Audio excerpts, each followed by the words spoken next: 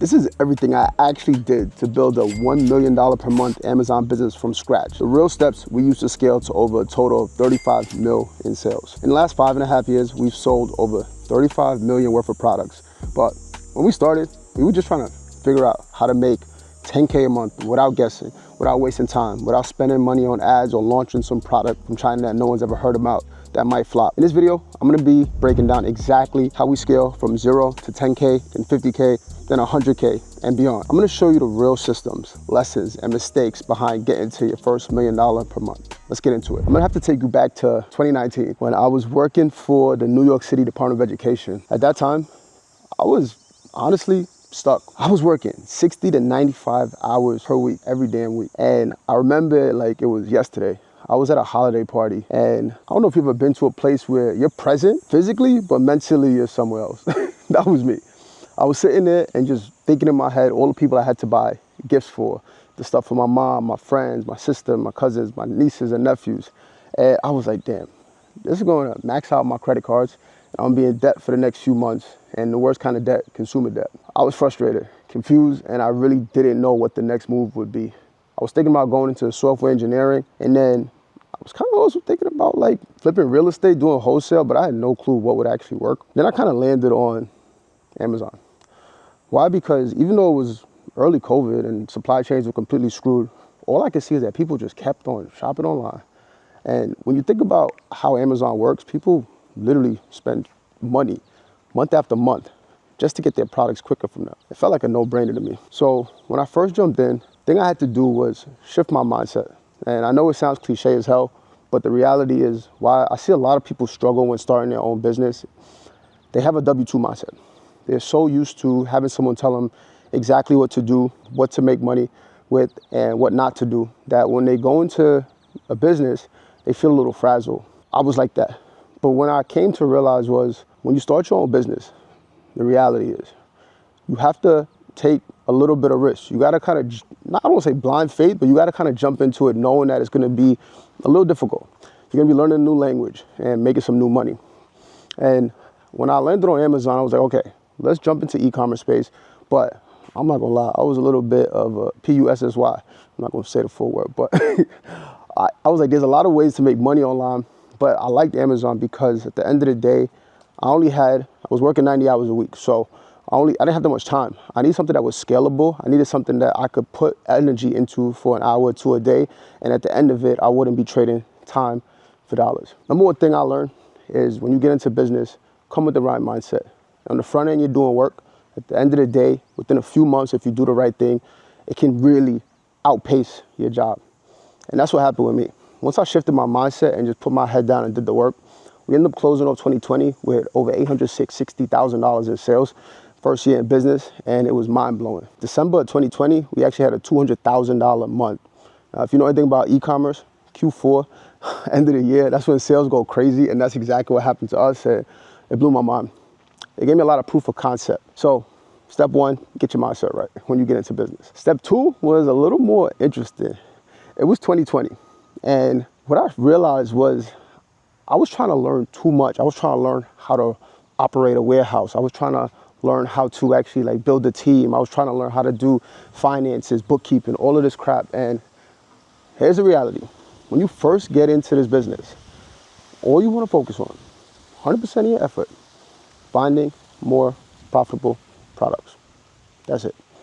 Simple as that. Find out how much money that you can put into inventory and build backwards. Like let's say you have 10K, your whole focus, A to Z, Monday to Sunday, should just be how do I get this 10K in the market and start making money. That money that you're making on Amazon is gonna come to you every 2 weeks. You're not waiting years for it to come back. It flips quick. So all you gotta think about is very simple. If I could put money in the market and I'm making like even as low as a 20% ROI, that's putting 10K in and getting back 12K in about 4 to 6 weeks. Just get your money in the market as quick as humanly freaking possible. Don't worry about anything else. Don't try to figure out the end result. Just focus on making money.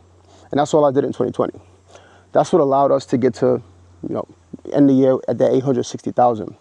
But the next thing that I learned, and honestly, I was making a ton of mistakes at this time, was I screwed up in 2021. We were able to do 3.3, almost 3.4 mil that year, but I was making a ton of mistakes.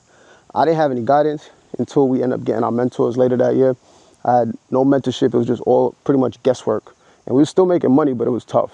One of the biggest mistakes I made that year was we had got a 20,000 square foot warehouse in New York.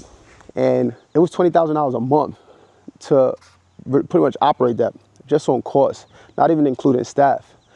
While we were still making money, what we were doing was giving ourselves another job. My main thing that I could go back, and we would have scaled a lot quicker, was outsource your prep. Use something called a prep center, which is just a midpoint between your supply and your distributor and Amazon. And they check the inventory for you, they get it ready for you, and you get to sit back and just focus on what makes the most money, which is finding more profitable products. A prep center sometimes does this for like cents on the dollar. So I'm talking anywhere as low as 20 cents, so as high as 90 cents, but they handle A to Z for you. It frees you up, it doesn't give you a fixed overhead, it's a flexible cost, and it actually lets you have the business that you dreamed of, which is freedom. So if I could go back, the one thing I would have definitely not did was go and get a warehouse. And to this day, we have pretty much the plan is to get out of the warehouse completely and just focus and be fully remote by the end of this year or next year. That was 2021. We were able to close that year at about 8.9 milli, which was insane to me. At this point, I was ready to say peace to my job. I was being a little nice about it, and I was letting them know that, I'll wait until you find somebody to replace me, and they kind of took advantage of that, but it's all good. We ended up getting out in 2021, and the next thing that kind of hit me was the mistake I made in 2020 was I was reinvesting my profits into the business, and it was a slow grind. Now, we've done over 35 million sales, and as soon as I learned this lesson, I didn't put a single dollar into the machine after that. Up to that point, I had put up to 25K in the business of my money. My partners had put some as well, but what I realized is, oh snap, instead of taking the profit that I could be using in my life, I could just leverage other people's money, OPM, to actually grow the business. And that's what we went with. We started actually using business credit cards, zero APR, zero interest business credit cards. We started using lending from Amazon and other e-commerce lenders to actually do all of the funding for our business. And that was a complete game changer because now we're able to scale pretty much indefinitely because there's so many products out there. Amazon has over 390,000 different brands. So even if you get a handful of them, that'll eat up, how you doing? That'll eat up all your capital. So the thing about it is if you keep reinvesting profit into the business, you're taking home like nothing as a business owner or very little, and it's a slow growth. And you're gonna run into a problem where you have more products than capital. So flip it. Let's have more capital than products and just force ourselves to find more profitable products. Simplify the business. That was my other mistake, was first not outsourcing the warehouse and actually getting our own warehouse, getting staff, training staff, building materials to run the warehouse. Freaking nightmare. My partner Tay does it right now, but bad move. Next thing was definitely not using OPM quick enough. If we would have used other people's money quicker, we would have scaled a lot freaking quicker and a lot more money in our pocket. Right now, I don't put a single dollar into the machine, and if you're getting into this business, always look to leverage the benefit that we all have, which is using OPM in the US. 2022, now this was the year that we got to $1 million a month. We actually were able to get to 1.2 mil that year, and I remember it was insane. It was August 2022. And we were going on stage for an award show in Vegas from our mentors, and we were like, dude, we got to get this $1 million a month. And we had to learn how to actually run the business at that level to do that much, because there was a lot of moving pieces, especially in the warehouse. The amount of inventory coming in and out, spending over maybe like 500 grand that month just on inventory to get to that number. It was crazy, but it was a goal we wanted to hit. Well, ego goal more than anything, but a cool one, I guess. So that year, we actually doubled down on everything that was working. And the main thing I took away from that year was teams. The biggest mistake a lot of people make is when they get into this business, they still think like a W-2 employee. But remember, your W-2 job hired you and multiple other people to do the work. And when you get into this business, you want to operate as a business owner, meaning that you want people to do majority of the work. Your job is not to literally be in the trenches all day. Your job is to operate as a business owner, see everything clear as day, make executive decisions, and literally build the machine. If you could do that, business becomes easier. you get to make more money while working less hours. And my favorite part about 2022, 1 year after leaving my job, is we were making more money and I was working less freaking hours. It was insane. I was only working maybe 6 hours per week, maybe. Yeah, 6 hours per week or so. I would say I was partying 99% of the time, which I like to do a little too much sometimes. But we were making more money. And we ended up closing that year at 8.9 mil. So if I could give you any freaking recommendation on the planet, outsource your work early. Not before you know what's working. You always want to document everything, put it like down in a freaking like Loom video or on a Google Sheet, whatever, Excel, whatever works for you.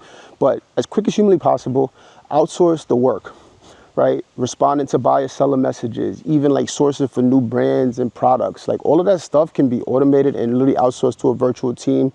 We use in Pakistan or the Philippines, but outsource for literally dollars per hour. We have VAs that work for like $2 an hour, some at $4 an hour, some at $5 an hour. Even some of the managers are now at maybe like $8 to $10 an hour. Now they have a much bigger team, but still they do 99% of the work. That's why I'm out here walking around in circles. And I just moved to Michigan, so I split time between New York and Michigan. Not important, but I'm just getting to know the neighborhood right now. But it's because they do so much of the freaking work. So if I could go back, right, this is what I would tell myself. Same thing I'm telling you right now. A, get your mindset right. Right? Understand what you're getting into. Understand that you're going to buckle down for a few months, learn a new language, and start making some new money. And stop trading time for dollars. But be okay with that. Don't rush the process. Just get it right. Number two, as soon as you get your mindset right, hyper-focus solely on sourcing products. Don't run around like a headless chicken. Don't what am I going to do about prepping the products and putting it in my garage? Don't worry about, oh, how do I find funding? You don't even know what to buy. Like, just focus on products. Just shut up and focus on products. After you get the products down, look, outsource the prep. Use a prep center to handle almost all of the work, right? And then, well, all of the actual fulfillment between them and Amazon FBA. Next, you're going to use OPM, other people's money, to fund the freaking business so it scales faster and you get to take home more moolah. And then the last thing is, once you have your systems in place, capital there, next thing is just outsourcing the work. So you can have a small team literally doing A to Z for you. So you can make more money when you're on vacation, when you're acting like me, running around the nation, partying a little too much, doing all of these things. You do that, this $1 million a month will almost be like a freaking joke to you. It's not that hard. Amazon handles so much of the legwork for you. Delivery to the customer, the prep center handles getting it ready. They handle, if anything's broken, they cover your costs. Like, all your job is find more profitable products that are already selling. It's that simple, man. So, look, it's the same system I would use here today. Only thing I would change, and this is so important, Amazon has evolved as a marketplace. Right now, all these like kind of resellers that are buying stuff from like retail locations like Target and Walmart and Home Depot trying to resell, they're having a bad time because they're using outdated methods that worked in like 2021, 2022. If you're jumping into this game, only thing I'm going to change that I didn't do when we first started is make sure you're buying directly from brands and authorized distributors. This is how Amazon is moving, because they're not as dependent on the resellers as they were 5 years ago, where they would let things slip through the crack. As they grow, one of their biggest fears is fake products. And when you buy directly from brands and authorized distributors, they know your products are authentic. I can't tell you how many brands I've gotten on the line with, and they say, dude, somebody was selling a fake version of my supplement under my listing, literally filling it with random powder. That's Amazon's biggest fear. You don't know what's ending up in somebody's mouth, getting digested. It's a fear for the brand. So they're cracking down on new sellers. Work with authorized distributors. Work with authorized brands. This is all we teach to people that we work with, and this is all we do in our business now, because it builds security on your brand and longevity. So listen, other than that, you got everything you need to succeed. This is everything I learned from building a $35 million business on Amazon. And if you want to do the exact same, look, even if you're starting from scratch, I don't care. I put together completely free live trading that shows exactly how. So hit the link below in the description, and I'm going to walk you through it. I'm going to get you started and get your business scaled up. All right, see you soon. Later.